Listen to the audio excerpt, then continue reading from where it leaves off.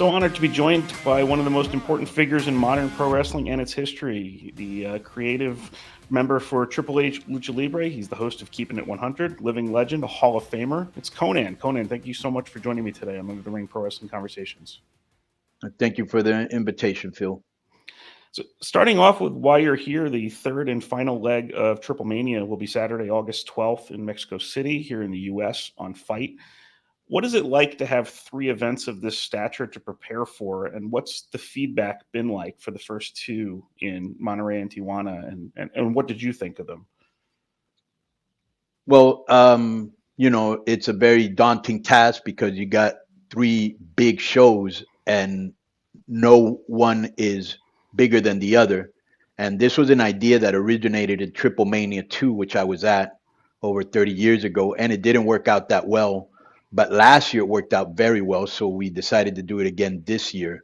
Um, you know, uh, AAA is a lot like WWE is in the United States. It's the number one promotion in Mexico, the most recognized name. There's another promotion that has more time in the game. They've been around for over 80 years, which is our competition. Um, but uh, it's just very hard because it's very hard to top a great show with another great show with another great show. So we don't try to outdo each other. We just try to make sure that each show has its own personality, has its own identity, has its own feuds, and we just try to put on the best show possible. I think the first show we did maybe 14,000 people in Monterey. The second show we did like 16,000 people in Tijuana. So, those are good numbers. And you have a little bit of everything. You have the hardcore fans who are what I call the experts. They're not ever happy with anything. Um, I take whatever they say with a grain of salt. I just listen to the people that go to the shows themselves. I talk to them a lot after the show to get their feedback. I stand in the crowd to hear the reactions.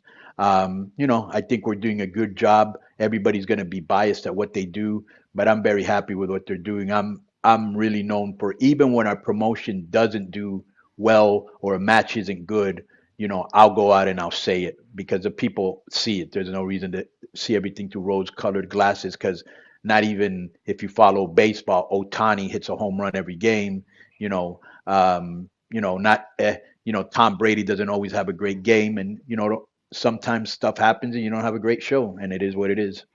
And your title now in AAA, do you have an official title with them? Is it creative director, or what kind of work are you really doing for them? Yeah, I've never really been bogged down with titles. I'm a That's little good. bit of everything. I handle like creative, I handle hiring wrestlers, I handle cultivating talent, I handle discovering talent.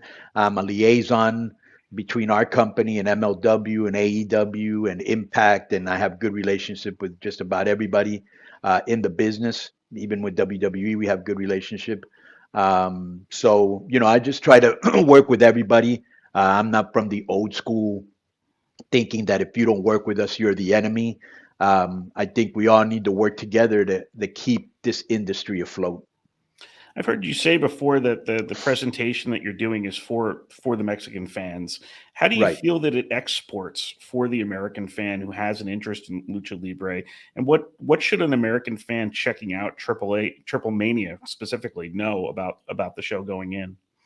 Well, I'm very happy because, as you well know, we have a lot of talent. We've been exporting talent for many years, from Rey Mysterio to Eddie Guerrero to all the Mexicans that, went to WCW and started the whole lucha libre craze, Psychosis, myself, Juventud Guerrera, those type of guys. And then you fast forward and you see, Pentagon and Phoenix and Taya and Commander and Vikingo and all these guys are in AEW.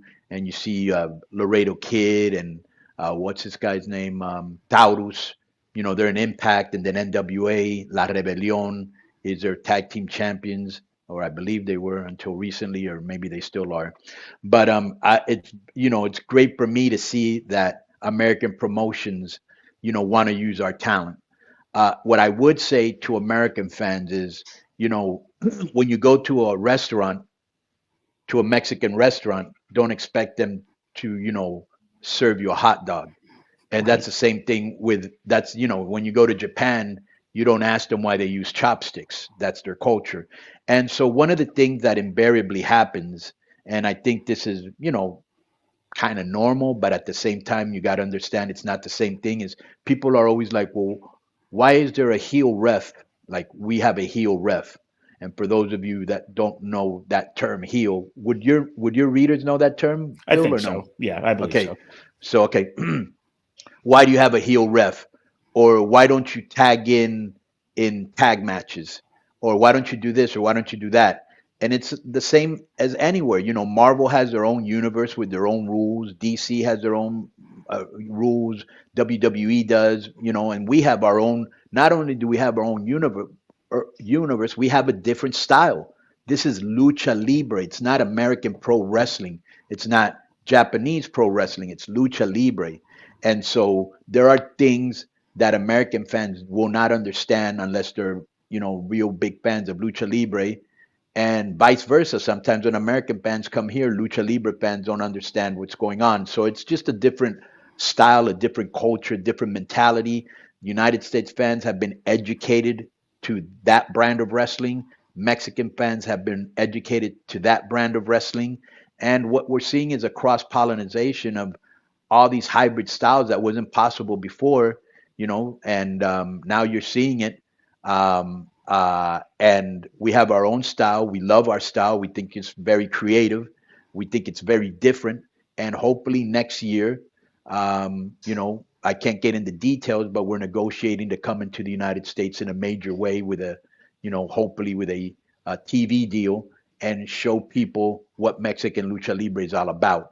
And you won't see what you see in the United States, which is basically Mexican wrestlers within the confine of an American style. You're going to see straight lucha libre, like you saw maybe if you ever saw Lucha Underground. Very good. And it's kind of similar to me, like if I've ever gone to like a New Japan show, I'm not Right, going to a New Japan show to see American wrestlers. right, I want to see right, what right. what I'm familiar with. So that's really great to hear. And it is really cool to see all the different luchadors on all the different American shows too, because it just shows that there's an appreciation, for what you really helped sort of innovate, years Right, back, and getting exposure for a lot of these guys, including yourself.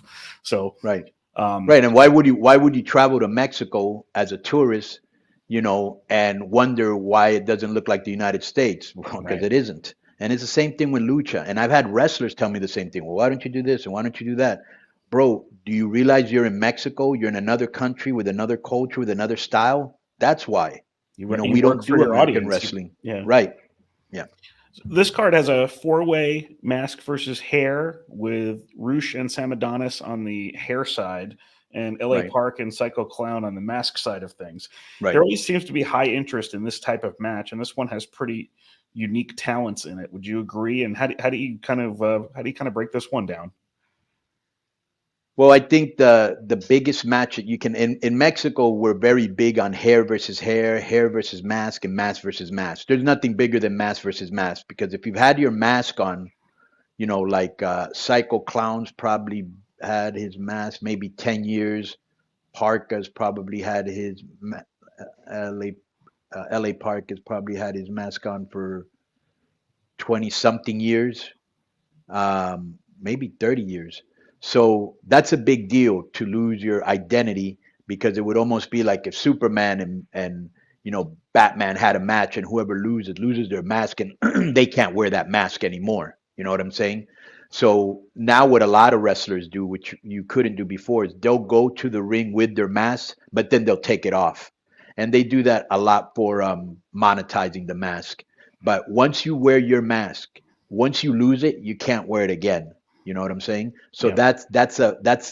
that's like a big deal in Mexico. And obviously, if you lose your hair, you're humiliated because somebody shaved you bald.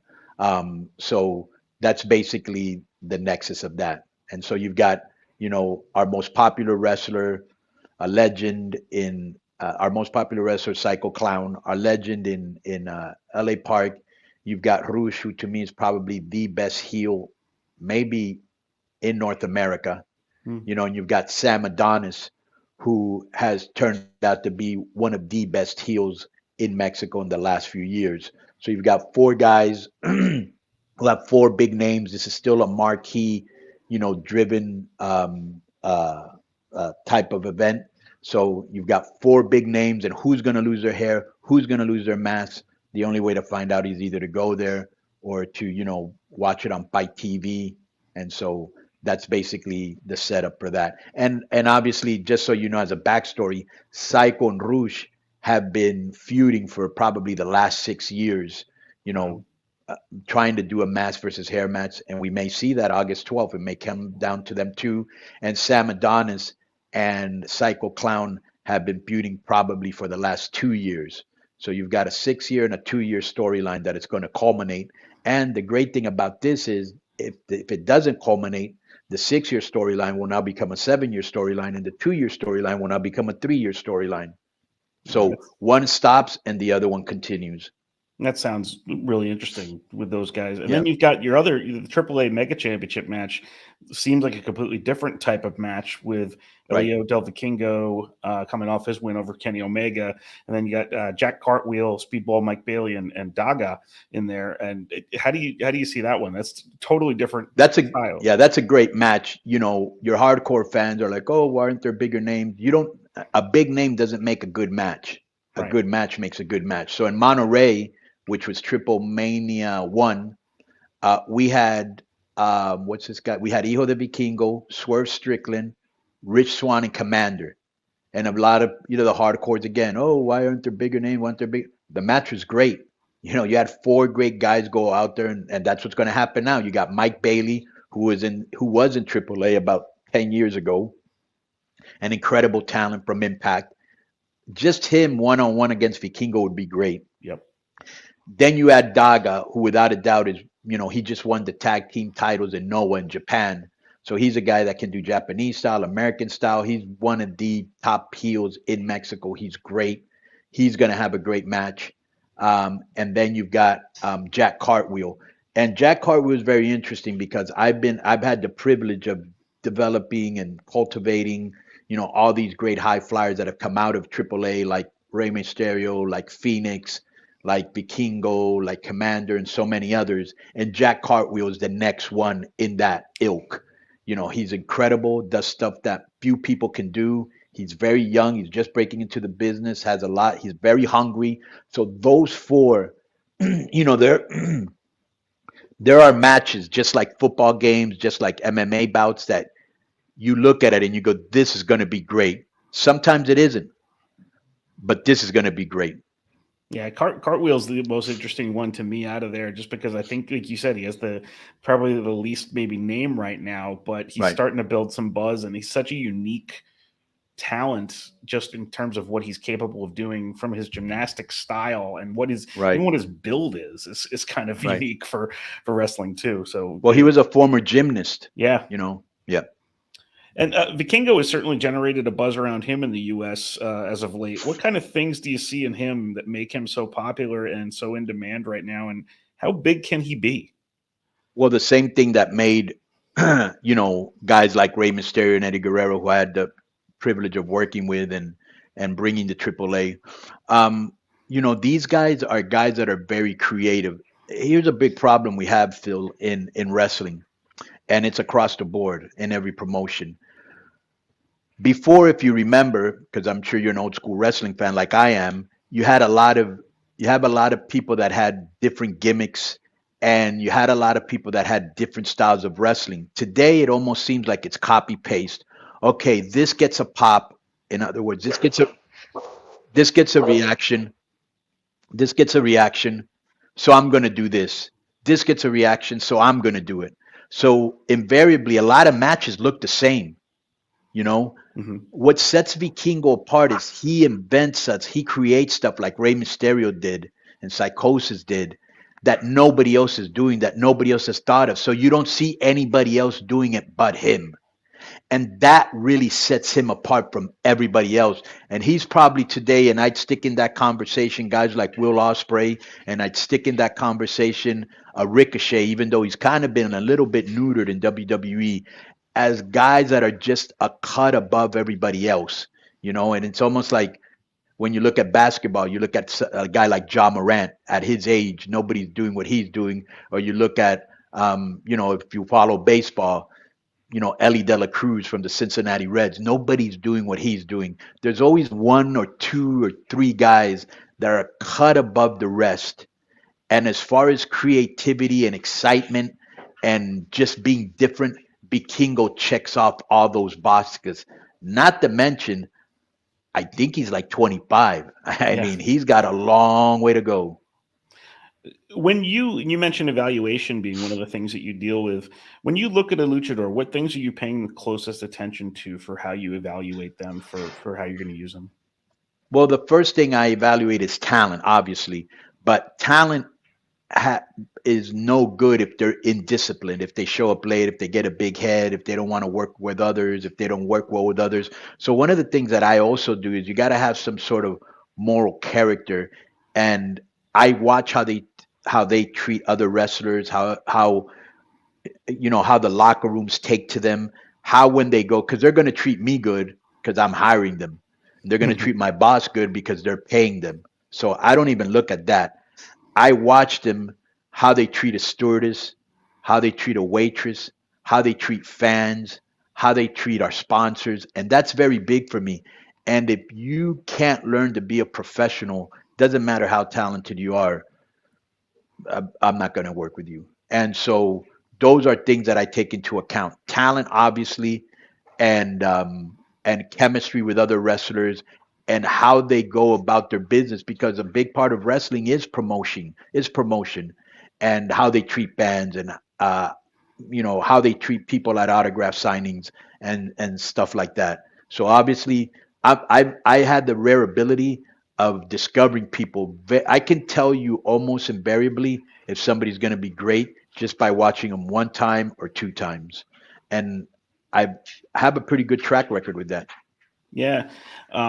Somebody you obviously had a good connection with very early in his life was Rey Mysterio. I thought you maybe had the best Hall of Fame induction speech that I've ever heard No, thank you. for the WWE for Rey Mysterio. What did it mean to you to see him honored like that while he's still active? Well, it was very tough because Ray was as I said in the Hall of Fame speech, he was a very tough sell. 5'2", 125 pounds. I even showed a picture of him. Yeah. I mean, and this was in the era of uh, uh, the era where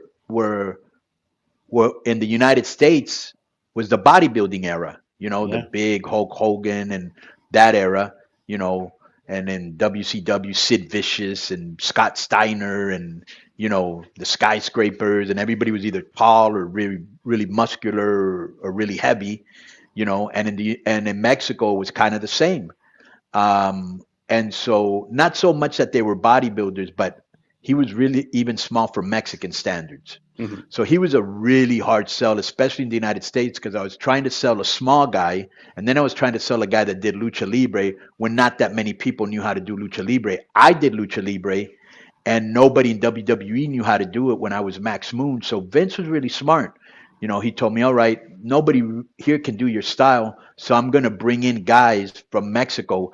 And all my dark matches were against guys from Mexico because Mm. nobody knew how to lucha libre. You fast forward, 30 years, every promotion has a lucha libre match, from indie to major leagues, and everybody wants lucha libre. So I'm very proud of that fact. And Ray was a very, very hard sell, but at the end of the day, you have a guy that revolutionized high flying. There's a before Rey Mysterio, and then there's an after Rey Mysterio. I mean, he revolutionized the whole business.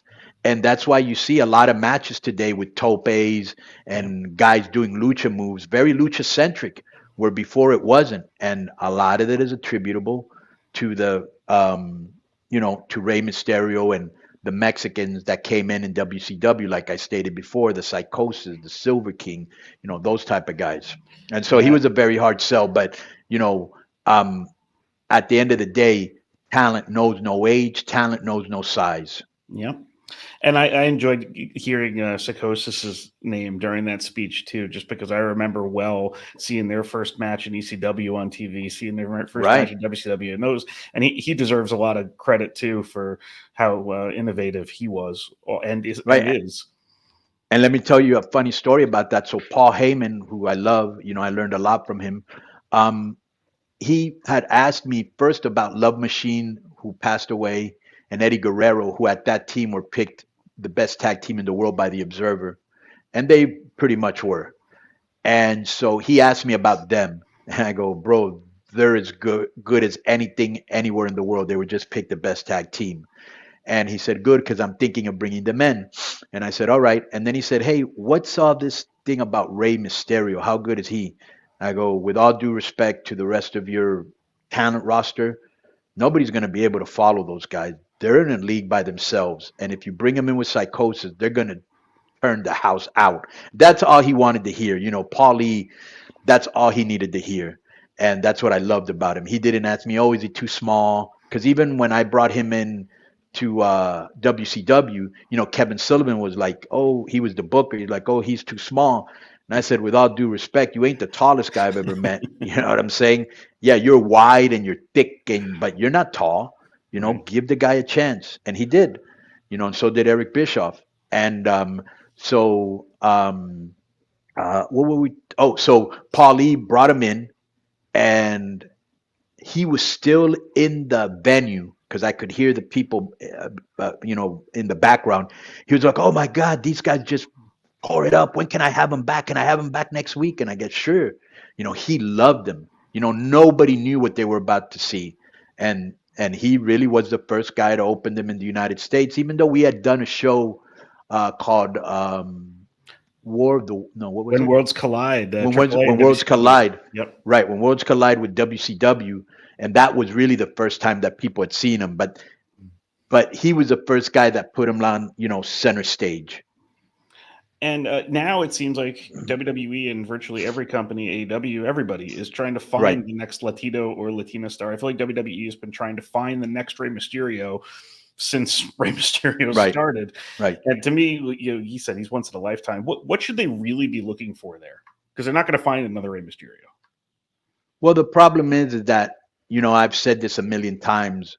I mean, if I had a Japanese superstar, I would definitely have a Japanese booker, a Japanese writer, or a Japanese producer. I don't think there's any Latinos in any positions of power.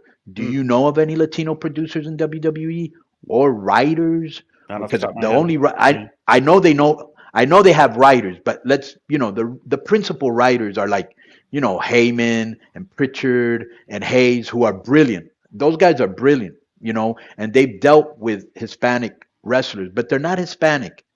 And so I think you need somebody in there in the power structure to help you with that, to find the next Hispanic superstar. Um, I think Vikingo could definitely be the next Hispanic superstar. I think what's this guy Santos, who's a guy that I worked with very closely in AAA, could be the next Latino superstar, and definitely Dominic Yeah. could be the next Latino superstar. You got three guys. It's up to you to do something with them. You know, That's interesting though, to get somebody into the power structure to just who understands right? what they're looking at Yeah, and how to yeah, relate to an yeah. audience. Yeah, So you don't have any Latinos in any positions of power that I know of in AEW either, and I've been there backstage. They yeah, have them as commentators, you know, Spanish commentators. All right, big deal. They should be out there, in Mexico, finding what I do, because that's what happens. I find them and they take them. right. That's basically what happens. And I already told AAA various times, and I go, what's the use of us having people if other promotions are taking them, and then we can't use them? If I want to use Pentagon, I got to make sure he ain't on Collision, he ain't on Rampage, and he ain't on Dynamite. Well, we don't usually do Wednesday, so that's okay. But you know what I'm saying? So it's Yeah, a big problem because that's a big hole. Pentagon's a big part of what we do. So is Phoenix, so is Taya, so is Commander, so is Vikingo. You know what I'm saying? yeah, So Angelico's another guy that came from AAA. right. That's You mentioned Dominic before. I'm so impressed with everything he's accomplished in short order in WWE. He's got more crowd reaction than people who have been trying to do that for years. He's got such a great dynamic with Rhea Ripley, and that's improving every week too. What do you see when you watch Dominic Mysterio? Well, I look at it through a whole different prism because he's my godson. And Right. so I grew up watching him, knowing him, seeing him at New Year's and at Christmas, most years that I could. And so I love him to death because he's such a great kid.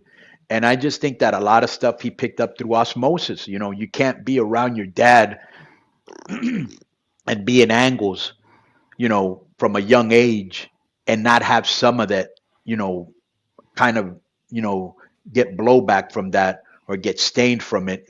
And just like Vicky Guerrero, she was around Eddie all those years, and I remember her living with him in Mexico, when times were tough, and being with him because he was away so long and going to all his shows and being there live and watching him on TV. So when she became a character, she knew kind of what to do. They Right. just gave her the right guidance. And it's the same thing with Dominic or Angie. Angie's been doing angles for over 20 years.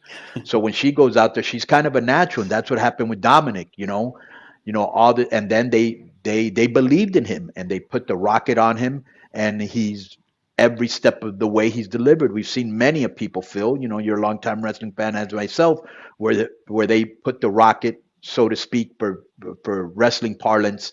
That's when they believe in you and they put a rocket up your backside. That's a wrestling term, and they shoot you to the moon. And a lot of people, when they do that, they haven't delivered. Dominic has over delivered, And the funny part is he's not like that in real life.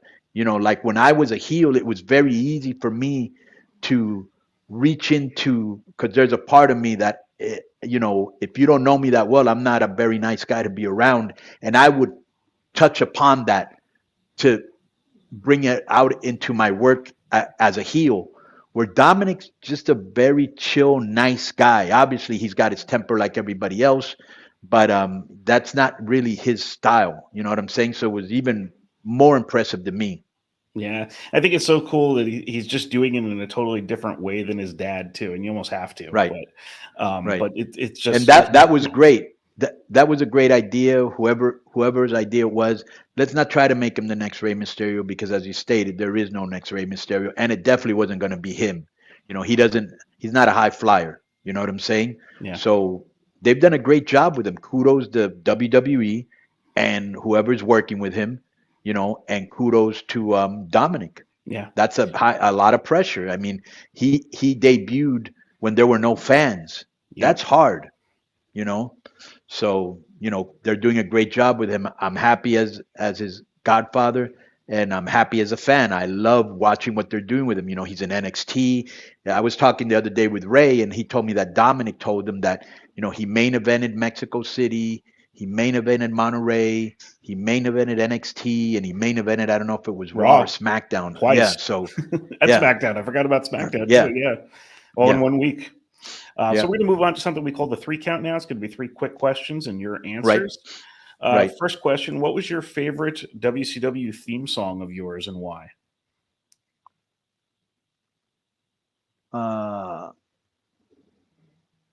the two songs that I did a video for, Psycho, I which like was the Psycho. first Yeah, video I did, yeah, which was kind of like the Mexican culture. We went to Chicano Park in San Diego, and we had the lowriders, and and that whole thing. That was great. And then, because at first, I had to convince Eric Bischoff to do it, because he really didn't know anything about Chicano culture, and it got such a good feedback that he gave me more money, and then I was able to do another one, which was a Bow Wow Wow Yippee Yo Yippee Yay video, right. which we were able to dress up in zoot suits, or pachucos, that's they're called in the Mexican culture, and and we got dancers, and it was a little bit more polished. And so those two songs, because of the videos, and I thought they were good songs, and Ray's used it when he's in Mexico, and when it was funny because Ricochet was wrestling with us in a show, and Ray came out to that song, and Ricochet was singing it. He knew it, and I thought that was cool.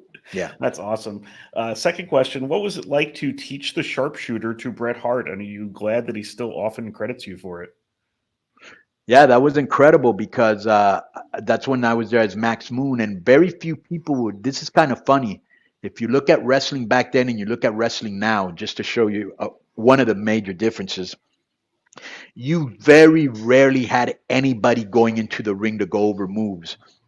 because all the guys in WWE at that time, Kerry Von Erich and all these guys that were there at that time, the Road Warriors and um, all these guys were guys that had been in the business a lot of years and they knew what they were doing. So Hmm. they really didn't need to go into the ring. You know what I'm saying? And like now, when you go to WWE or AEW or any promotion, really, Yep. MLW, Impact, the whole ring is full of people because you have a lot of young people that are just kind of starting out and so they need to go into the ring and practice. But back then, hardly anybody practiced. And I remember that I was in there going over some of my moves with the Mexican guy that was going to wrestle with me. And Bret Hart came into the ring and he was with somebody. I don't remember who it was. And he was like, "Hey," he just said it out loud. He goes, "Hey, do you know that hold that Sting does?" And I was like, "Oh yeah, the one that Choshu does." And he was like, "Yeah, yeah, how do you do that?" And then I showed him. I didn't know he was going to use it as his finish, you know, and he ended up using it as his finish. And he was a guy that I connected with really early on because when I was in the dressing room, he had fought with some Mexican wrestlers in New Japan, and back then they only brought the best of the Mexican wrestlers, you know. And so we kind of connected over that. Plus, I also wrestled for his dad in Stampede. Wow. That was like one of my first territories. So we kind of bonded over that. And I've always respected and loved Bret Hart because, bro, in Canada, he was like a national hero, Yeah. And then finally, last question was just something I was always interested in. When you right? threw a clothesline, you always rolled forward into the move. And I was wondering where you picked that up and why you did that. Right. Well, so I always tried to be one of my main things is I always tried to be different. Like in Mexico, when everybody was wearing, when I first got in, they were wearing all the basic colors, black, white, red, yellow. There wasn't too much deviation from that. I was really the first wrestler that came in there and was wearing, I'm from Miami. So I was wearing the tropical colors, fuchsia, and turquoise and stuff like that. So I basically livened up that color palette, if you will. And back then, everybody wore tights. And I was like probably the first one or one of the first ones to wear shorts. And they were basically to my knees, you know. So I was always trying to be different and not copy and paste like is a big problem nowadays. Um, uh, so I just came up with that. I was always in my bed. I consumed wrestling 24/7. When I was on the plane, I was thinking of cool stuff that nobody else was doing, cool stuff that I could wear, cool stuff that I could say. My mind was just always 24/7 about being different and being unique, which is something I stress, nowadays. Yeah. You have to be different. If not, you're just like the rest. Yeah. Well, Triple Mania in Mexico City, Saturday, August 12th, available here in the U.S. on Fight. Konnan, it has been a real pleasure to have you with me today on Under the Ring, and I really appreciate you doing this. All right, let me just say two things before I leave, if I could. Absolutely. On that show, besides for the people that are going to watch on Fight TV for the first time, or you've caught it a couple of times and you already know what's going to happen, besides that, Vikingo, Mike Bailey, Daga, Jack Cartwheel, I guarantee you that's going to be great. Then we also got the Latin American Championship with Pentagon and QT Marshall. QT Marshall from AW has a big feud with Pentagon. He's been stalking him and leaving him laying, and he's just beating him in an ambulance match. So their feud continues. We got Brian Cage, one of the best talents anywhere. And then we got Dralistico, who is Rush and Dragon Lee's brother, and he brings it all the time. Yep. And so that match is going to be really, really good. Then we've got Negro Casas, who's a huge legend in Mexico, one of Chris Jericho's favorite wrestlers to work with, against Psychosis, who now goes by Nicho. And they've been going at it for a couple of months now. Then we've got the Reina de Reinas, which is our female championship. We've got Taya, who, another talent that, I was happy to work with for many years and cultivate. And she's the first foreigner to win the title. I think she's won it 4 times. Nobody's ever won it 4 times. And she'll be defending against Lady Flammer, 23 years old, part of our hottest trio called Las Toxicas, which is a 3-girl group, which is on fire right now. That match is going to be good. And then we've got other people like Octagon Jr. and Commander and Mr. Iguana and Lady Shani. And so this is going to be a hell of a show. Everybody's going to go out there and put on their best foot forward. If you like Lucha Libre, you're going to love this. So come check it out. If you've never seen it, come check it out. You might become a fan. And then I'd also, if you don't mind, Phil, I'd also like to uh, uh, tell people to come check out my podcast. It's called Keeping It 100 with Konnan and Disco. My co-host is Disco Inferno. We fight a lot on the show, but we're friends. We've shown that you can disagree and you don't have to ignore each other for the rest of your life. You know, we disagree on a lot of stuff, and we don't just cover wrestling. We also review shows. We review Dynamite.